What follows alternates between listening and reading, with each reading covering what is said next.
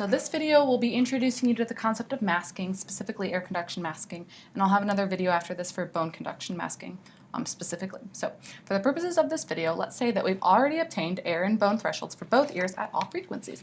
And this right here is our audiogram. You can see there that I said that we measured our thresholds with the supraoral headphones. Okay, so you're going to see here in red that the right ear is our better ear compared to the left ear at all frequencies. Okay, so the right ear is the ear that we're worried may have been the one responding at some of these levels, and it's not actually the left ear that responded. So what this means is that there may have been cross-hearing involved. And that's when the non-test ear's cochlea, so in this case the right ear, was actually the one that was picking up the signal instead of the test ear, which was the left in this case. So we have two general rules to determine if an air conduction threshold needs to be masked. The first rule is that if there is a difference between the ear's air conduction thresholds equal to or greater than the intraoral attenuation value, then you need to mask. So when we're using supraoral headphones, this intraoral attenuation value is 40, and then when we're using the insert headphones, this value is 50. So these intraoral attenuation values are the amount of energy that is lost as the sound travels through the skull, and they are predetermined standards, and they're usually very conservative.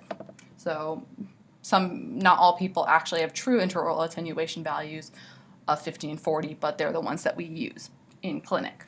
So the second rule is that if you subtract the bone conduction threshold of the non-test or the better ear from your air conduction threshold of the test ear, and the value is greater than or equal to the intraoral attenuation value, you need to mask.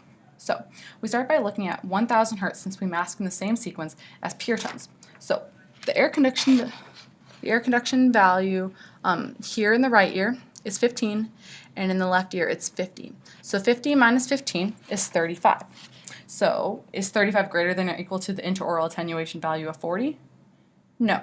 So no masking is required following Rule 1. Let's double check Rule 2. So the bone conduction threshold is also 15 and 50. So 50 minus 15 is still 35, so we still don't need to mask following Rule 2. Now at 2,000 hertz, you'll see here that the air conduction value is 10 of the non-test ear and 60 of the test ear. So 60 minus 10 is 50. So do we need to mask? Yes, because 50 is greater than the intraoral attenuation value, which is 40 in this case, because we're using supraoral headphones. So to do air conduction masking, we're going to be putting the supraoral headphones back on, and we're going to be setting up the channel, the channel 1 right here for the test ear, and setting up channel 2 for the non-test ear, or the ear that's going to be presented with masking noise. So in this case, the worst ear is the left ear. So we'll click here, phones left. Okay. And we'll be setting at 2,000 hertz.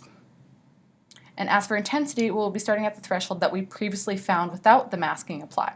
So in this case, we can see here at 2,000 that it was 60. So we'll be boosting it up right there to 60. Perfect. So we also need to set up channel 2 right here to manipulate our masking noise. And we're click the red button here, so we're playing the masking noise into the right ear, which is the non-test ear. And it made a transducer output phones right, and then the input is that narrow band noise, which is what we use when we're testing pure tones, so that's good. And we also want it presented continuously, which it is. So we determine the intensity that we start with by adding 10 to the air conduction thresholds of the non-test ear's threshold. So here it was 10. So we add 10 to 10, so we'll be starting at 20.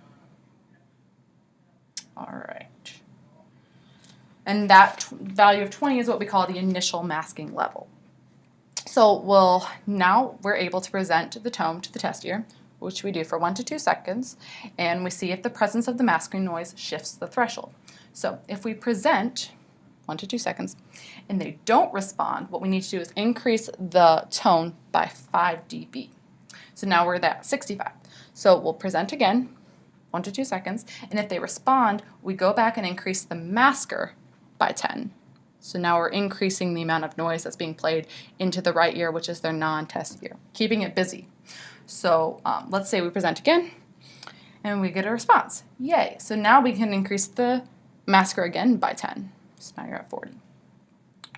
So if they respond again when we present,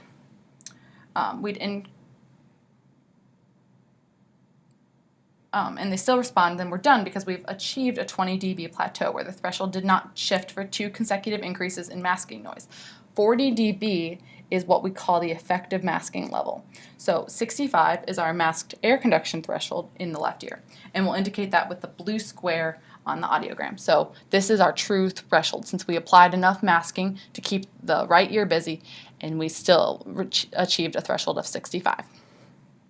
So to summarize, when the patient responds, we increase the masker by 10, and if they don't, we increase the tone by 5 until you reach that 20 dB plateau.